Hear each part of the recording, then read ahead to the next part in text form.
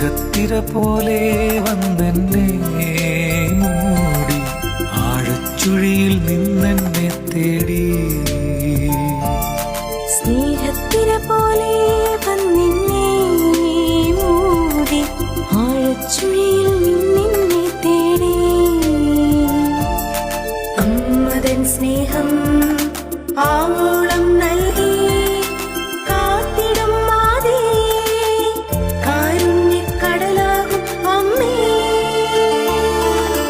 മാധ്യസ്ഥം തേടും മക്കൾക്കായെന്നും പ്രാർത്ഥിക്കും അമ്മേ.